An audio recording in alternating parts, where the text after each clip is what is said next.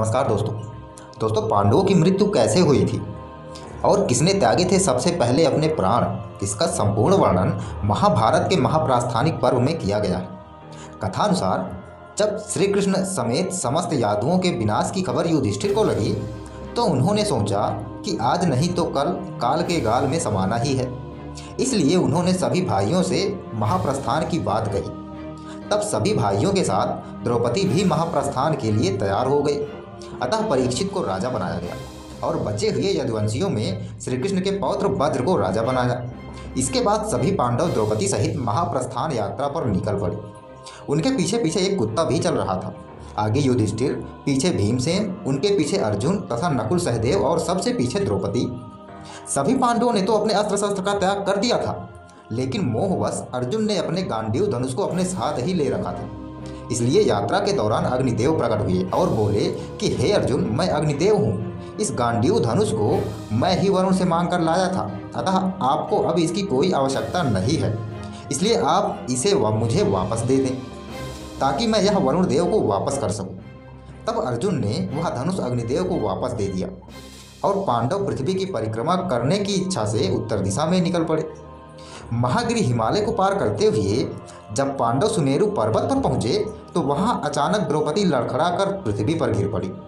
उन्हें गिरा हुआ देख भीमसेन ने धर्मराज युधिष्ठिर से पूछा कि भैया, द्रौपदी ने तो कोई पाप भी नहीं किया था, तो क्या कारण है जो कि वह नीचे गिरी। युधिष्ठिर बोले कि हे भ्राता, इसके मन में अर्जुन के प्रति विशेष पक्षपात था। आज उसे इसी का फल मिला है। यह कहकर द्रौपदी को बिना देखे युधिष्ठिर आगे बढ़ गए। थोड़ी दूर जाने पर सहदेव भी नीचे गिर पड़े। सहदेव को गिरता देख भीमसेन ने फिर पूछा कि भाई, मातृनंदन सहदेव, जिनके आसपास अहंकार कभी भटकता भी नहीं था, जिसने हमारी निस्वार्थ तन मन से सेवा की, वह भी धराशायी हो गए, आखिर क्यों।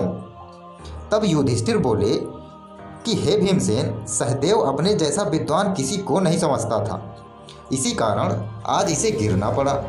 युधिष्ठिर फिर बिना पीछे देखे आगे बढ़ चले। इधर द्रौपदी और सहदेव को गिरा देख शोक से व्याकुल नकुल भी गिर पड़े, जिसे देख भीमसेन ने पूछा कि हे भाई, जिसने कभी अपने धर्म में कोई गलती नहीं की, जिसके समान रूपवान संसार में कोई नहीं है, जो सदा हमारी आज्ञा का पालन करते थे, हमारे भाई नकुल आखिर क्यों गिरे। यह सुनकर युधिष्ठिर फिर बोले कि हे भीमसेन, नकुल अपने समान किसी अन्य को रूपवान नहीं मानता था, इसलिए इसका यह हाल हुआ। यह कहकर युधिष्ठिर बिना पीछे देखे फिर आगे बढ़े, लेकिन उन तीनों को गिरा देख शोकाकुल अर्जुन भी जमीन पर धराशायी हो गए। अब अर्जुन को मरणासन अवस्था में देख भीमसेन ने पुनः प्रश्न किया कि हे भैया, महात्मा अर्जुन कभी हंसी में भी झूठ नहीं बोलते थे, फिर किस कर्म के कारण आज उन्हें गिरना पड़ा। युधिष्ठिर बोले कि हे भीमसेन, अर्जुन को अपनी वीरता पर बड़ा घमंड था। उसने कहा था कि यदि युद्ध हुआ तो मैं एक ही दिन में सभी शत्रुओं का नाश कर डालूंगा, लेकिन ऐसा नहीं किया। यही कारण है जिसके लिए आज इन्हें भी गिरना पड़ा। इतना ही नहीं, इसने संपूर्ण धनुर्धरों का अपमान किया था, अतः अपना कल्याण चाहने वालों को ऐसा नहीं करना चाहिए। यह कहकर युधिष्ठिर फिर बिना पीछे देखे आगे बढ़ गए, लेकिन तभी खुद भीमसेन गिर पड़े। गिरने के साथ ही उन्होंने युधिष्ठिर को पुकार कर कहा कि भैया, मेरी तरफ तो देखिए, मैं आपका प्रिय भीमसेन हूँ। यदि आप जानते हैं तो बताइए मेरे गिरने का क्या कारण है। तब युधिष्ठिर बोले कि भीमसेन, तुम बहुत खाते थे और अपने बल की बहुत डींग हाँका करते थे, इसी से तुम्हें भी जमीन पर आज गिरना पड़ा। यह कहकर युधिष्ठिर बिना पीछे देखे आगे चल दिए। अब केवल एक कुत्ता ही बचा हुआ था जो उनके साथ साथ चल रहा था। थोड़ी दूर जाने के बाद देवराज इंद्र युधिष्ठिर को ले जाने के लिए आए और साथ चलने का आग्रह किया। तब युधिष्ठिर बोले कि हे देवराज, मेरी पत्नी और मेरे भाई रास्ते में गिरे पड़े हैं, उन्हें भी अपने साथ ले चलने की कृपा करें। तब इंद्र ने कहा कि हे राजन, वह सब मनुष्य शरीर का त्याग करके स्वर्गलोक पहुंच चुके हैं, हम आपको सशरीर स्वर्ग ले जाने के लिए आए हैं। तब युधिष्ठिर बोले कि हे भगवान, यह कुत्ता मेरा परम भक्त है, इस सफर में इसने मेरा साथ कहीं नहीं छोड़ा, अतः इसे भी अपने साथ ले चले। लेकिन इंद्र ने कुत्ते को ले जाने से मना कर दिया और युधिष्ठिर को अनेक प्रकार के प्रलोभन देने लगे, लेकिन युधिष्ठिर बिना कुत्ते को साथ लिए स्वर्ग जाने को राजी ही ना हुए। तब वह कुत्ता अपने असली स्वरूप में आ गया।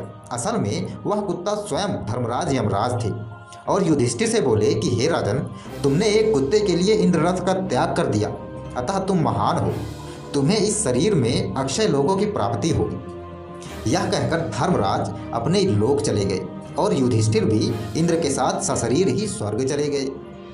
तो दोस्तों, आपको ये कथा कैसी लगी हमें कमेंट के माध्यम से ज़रूर बताइएगा। अगर अच्छी लगी है तो लाइक करो, शेयर करो। अगर आप हमारे चैनल पर नए हो तो सब्सक्राइब तो करना भूले ही मत। इसी के साथ मैं राहुल, नमस्कार।